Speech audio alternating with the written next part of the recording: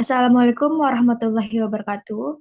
Kami dari kelompok satu akan mempresentasikan hasil diskusi kelompok kami mengenai proyek yang berjudul Sistem Informasi Akuntansi Perencanaan Pembelian pada PT Yonming Indonesia. Sebelumnya yang terhormat dosen pengampu Ibu Erni Ermawati, MKOM. Berikutnya kami akan memperkenalkan anggota kelompok. Yang pertama, saya Nurholiza Sepiani. Saya Anastasia Agnes. Saya Rebecca Destriana Sirait. Saya Sahara Nurfadila. Saya Siba Nuriyah.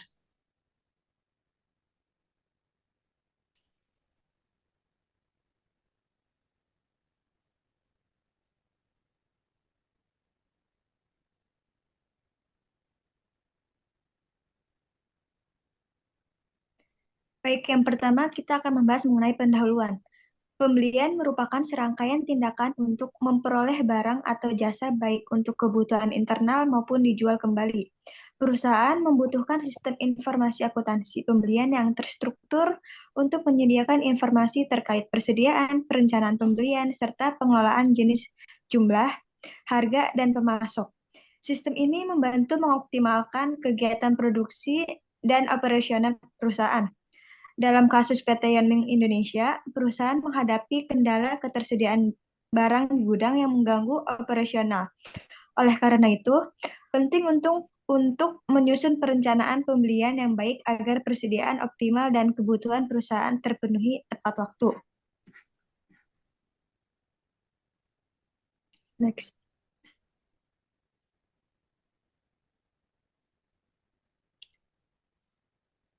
Berikutnya ada konsep dasar sistem.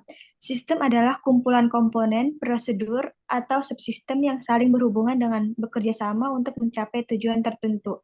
Menurut Romney tahun 2015 menyatakan bahwa perusahaan adalah sebuah sistem yang terdiri dari berbagai departemen sebagai subsistem. Sementara itu, menurut Kamus Teknologi dan Informasi, sistem adalah jaringan kerja prosedur yang terhubung untuk melaksanakan kegiatan atau mencapai sasaran tertentu. Kesimpulannya, sistem merupakan kerangka prosedur yang dirancang secara menyeluruh untuk mendukung fungsi utama atau tujuan tertentu. Berikutnya ada peralatan pendukung atau tool system. Dalam penelitian dibutuhkan beberapa alat dan bahan untuk mendukung berjalannya perencanaan dan implementasi aplikasi. Perangkat keras hardware yaitu berupa personal komputer, PC, atau laptop, dan printer. Berikutnya akan dijelaskan oleh rekan saya, Rebecca Restriana.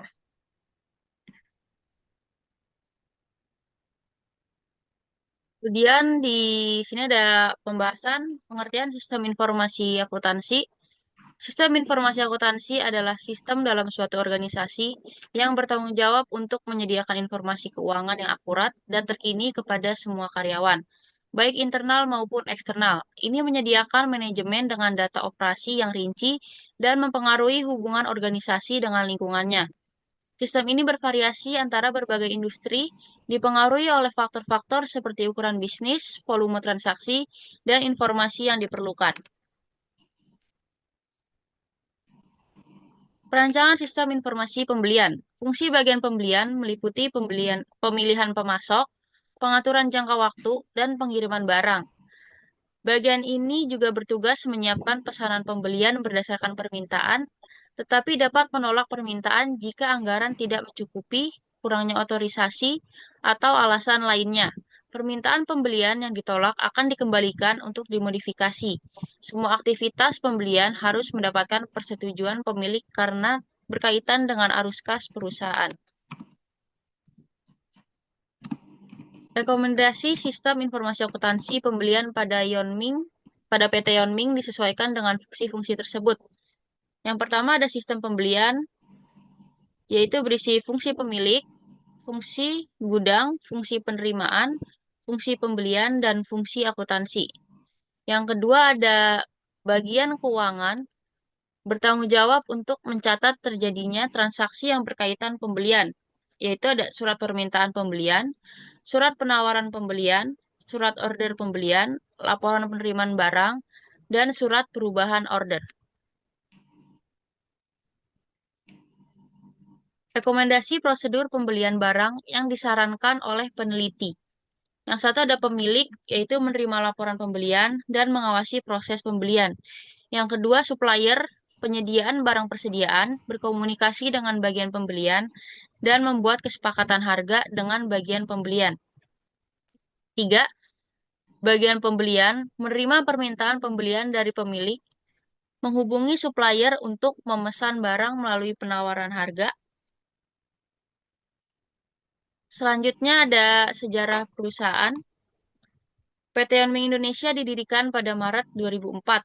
Ini merupakan kantor cabang luar negeri keempat Yonming Group di Malaysia, yang dikenal sebagai penyedia solusi terkemuka untuk kendaraan berat komersial. Dengan prinsip tidak imitasi adalah kebijakan kami. Perusahaan berfokus pada penjualan dan distribusi suku cadang asli, membangun reputasi atas kualitas dan kepercayaan antara pelanggan dan pemasok. Yonmin Group unggul dalam layanan pelanggan, produk berkualitas, dan nilai tinggi, menjadikannya pilihan utama bagi operator armada di Asia. Dengan persediaan besar dan layanan yang memuaskan, PT Yonming Indonesia mendukung kebutuhan transportasi dan bus di Indonesia. Kemudian terdapat struktur organisasi pada PT Yonming, ada direktur, kemudian ada manajer SDM, di bawahnya ada HRD, kemudian ada manajer keuangan, di bawahnya ada kepala divisi keuangan dan kepala divisi accounting, kemudian ada staff finance dan staff accounting, kemudian ada manajer operasional, di bawahnya ada kepala gudang, dan di bawahnya lagi ada staff gudang. Kemudian ada manajer sales dan marketing, yaitu ada kepala divisi marketing, kemudian ada staff sales dan marketing. Kemudian ada manajer purchasing, ada kepala divisi purchasing, kemudian ada staff purchasing. Selanjutnya akan dijelaskan oleh rekan saya, Siba Nuriyah.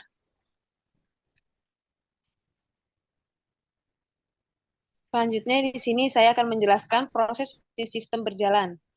Prosedur sistem di PT Yonming Indonesia dimulai dari permintaan pembelian yang diverifikasi dan disetujui. Lalu sistem mencari pemasok yang sesuai dan membuat pesanan pembelian.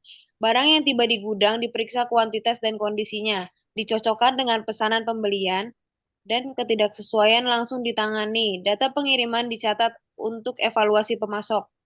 Untuk pemasok tanpa faktur, sistem menjadwalkan pembayaran otomatis berdasarkan syarat dan syarat yang disepakati, faktur yang diterima diverifikasi dengan pesanan pembelian dan laporan penerimaan. Departemen Keuangan memeriksa faktur jatuh tempo dan menyetujui pembayaran.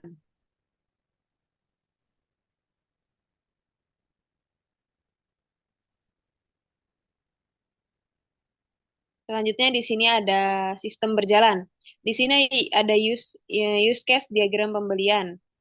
Maksud dari diagram tersebut adalah simbolnya itu adalah yang seperti gambar orang itu disebut dengan aktor, menspesifikasikan himpunan perang yang pengguna memainkan ketika berinteraksi dengan use case. Yang gambar lingkaran itu kita sebut dengan use case. Deskripsi dan urutan aksi-aksi yang ditampilkan sistem yang menghasilkan suatu hasil. Lalu yang garis panjang itu ada association, apa yang menghubungkan antara objek satu dengan objek lainnya. Lalu yang garis putus-putus itu kita sebut dengan include, mengekspresifkan bahwa use case sumber secara eksplisit.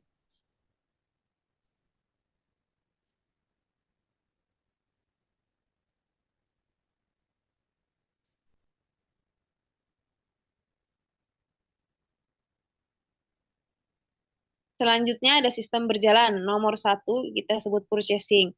Purchasing adalah orang yang melakukan order pembelian, lalu ada supplier, orang yang melakukan pengiriman barang, gudang atau store, orang yang menerima barang, finance, orang yang menangani barang, lalu ada manager, orang yang menerima semua laporan. Untuk deskripsi use case name-nya, untuk pertama ada login. Use case ini menggambarkan proses aktor masuk ke dalam sistem. Yang kedua ada pembelian. Use case ini menggambarkan proses pembelian barang ke supplier. Yang ketiga ada penerimaan. Use case ini berkaitan dengan menggambarkan segala kegiatan yang berhubungan dengan pencatatan produk masuk ke gudang. Yang keempat ada pembayaran. Use case ini menggambarkan pembayaran pembelian ke supplier. Yang terakhir adalah laporan. Use case ini berkaitan dengan menggambarkan segala kegiatan yang berhubungan dengan proses pembelian produk, penerimaan produk, dan pembayaran hutang.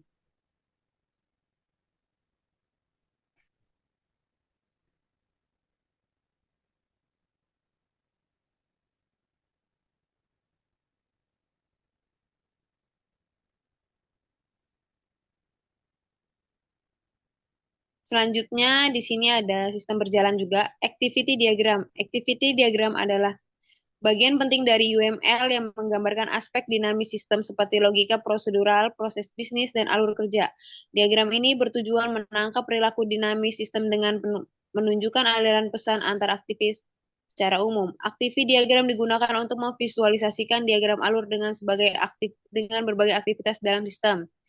Bisa kita lihat di sebelah kanan ini ada beberapa tabel dari gudang, purchasing, supplier, dan finance. Ini adalah alur bagaimana activity diagram tersebut.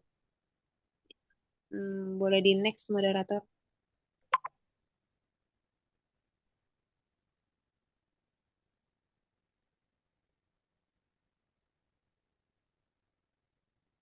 Sama seperti tadi, activity diagram adalah bagian penting dari UML. Ini sama seperti yang saya bacakan sebelumnya. Untuk diagram yang tadi, untuk yang lingkaran itu, yang lingkaran hitam bisa kita sebut dengan awal. Awal itu keterangannya adalah permulaan proses diwakili dengan lingkaran kecil. Lalu yang ada bagian activity atau aktivitas. Aktivitas dalam proses diwakili oleh persegi yang isinya tumpul. Penjelasan aktivitas dijelaskan dalam persegi. Lalu ada yang kotak segi 4, itu keputusan yang dibuat selama proses diwakili oleh sebuah wajib. Penjelasan keputusan didapatkan. Lalu ada garis merah, ini kita sebut dengan penggabungan atau arus data atau informasi yang ditunjuk oleh panah. Lalu ada lingkaran yang dilingkari oleh hitam lagi, warna merah, itu kita sebut dengan akhir. Akhir proses dipresentasikan oleh lingkaran bergaris tebal. Ini adalah penjelasan simbol-simbol dari diagram sebelumnya.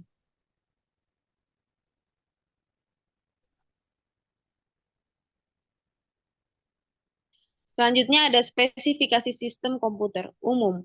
Sistem komputer adalah kombinasi perangkat keras dan perangkat lunak yang bekerja bersama untuk memproses data dan menjalankan program komputer.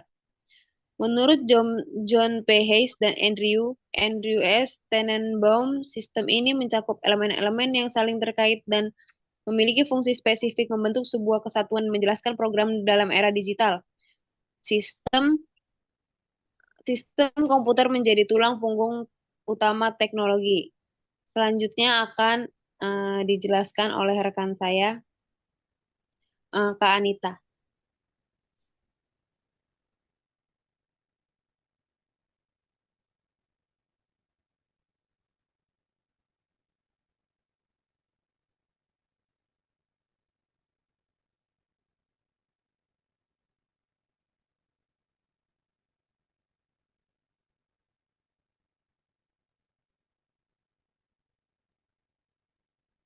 Sorry, Kak Anita masih di mute.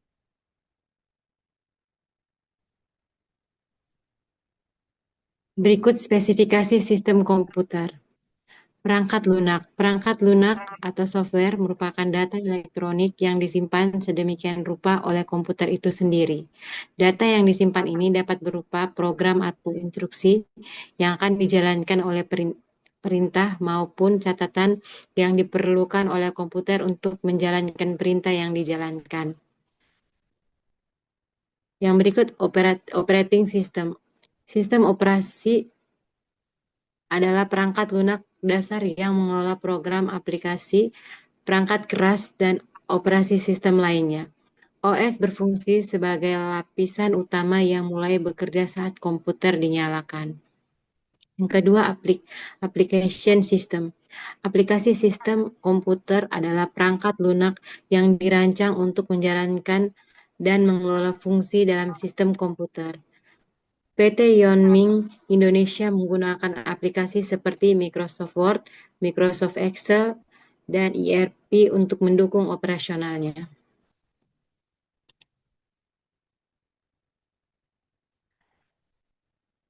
Spesifikasi sistem komputer perangkat keras. Yang pertama input device, yang kedua proses device, yang ketiga output device, dan yang terakhir backing storage. Perangkat keras komputer adalah komponen fisik yang ada pada komputer dan dapat dilihat, diraba, dan disentuh. Perangkat keras komputer berfungsi untuk mendukung kerja komputer, seperti menampilkan atau menerima input, mengelola data, memberikan output, dan menyimpan data.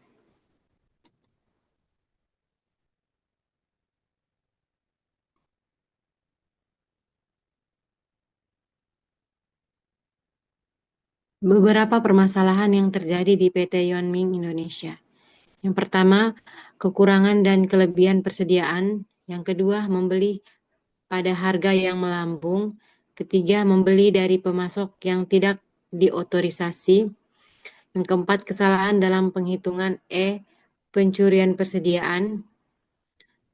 Kelima, kesalahan dan faktur pemasok. Keenam, kesalahan dalam memposting ke utang. Ketujuh, kegagalan untuk memanfaatkan diskon bagi pembayaran yang tepat waktu.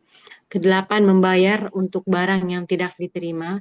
Kesembilan, pembayaran duplikat. Dan kesepuluh, pencurian kas.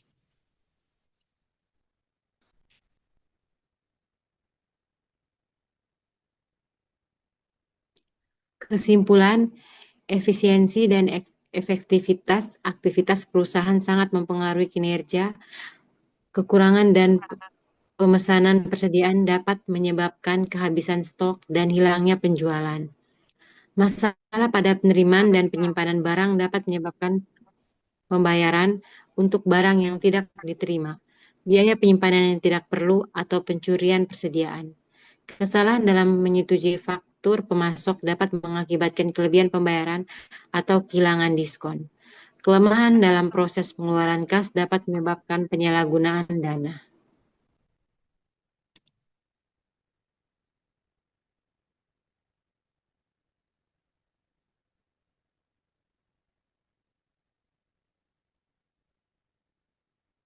Berikut adalah lampiran surat permintaan barang PT Yonming Indonesia. Keterangan permintaan barang, Bando Gigi, kode barang RPF B5820, nama barang Bando Gigi, satuan 6 piece, tanggal diminta 11 November 2024. Gudang, ini pada tanggal 11 November 2024.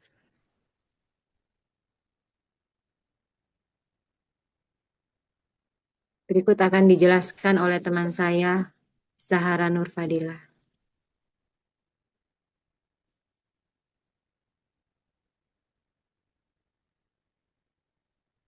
Di sini ada contoh lampirannya PO atau purchase order, itu tujuannya untuk menerima pesanan barang. Dan kita bisa lihat ini contohnya di di lampiran ini. Next.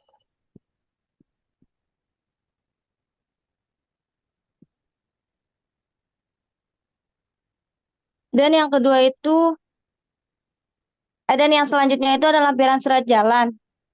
Lampiran surat jalan yang kita contohin itu ada PT Yonming, tujuannya itu untuk mencatat barang yang masuk dan keluar dari suatu tempat.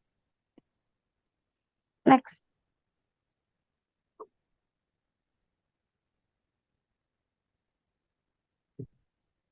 Yang lampiran keempat itu ada surat penerimaan barang PT Yonming Indonesia. Di sini kita tujuannya untuk sebagai pemberitahuan jika satu pihak atau pihak penerima telah menerima barang kiriman dari pihak pengirim. Next.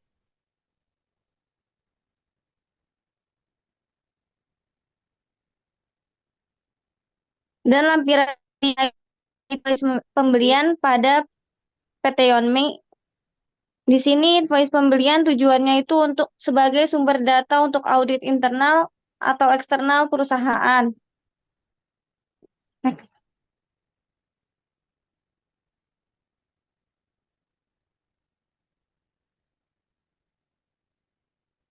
Lampiran ke-6 itu ada faktur pajak.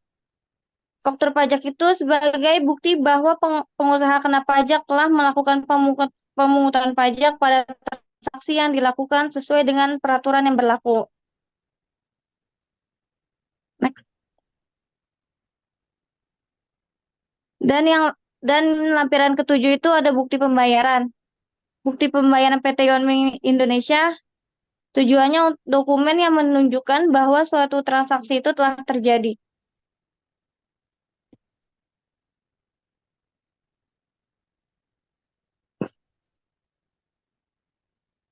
Sekian presentasi proyek dari kelompok kami. Kurang lebihnya mohon maaf. Wassalamualaikum warahmatullahi wabarakatuh.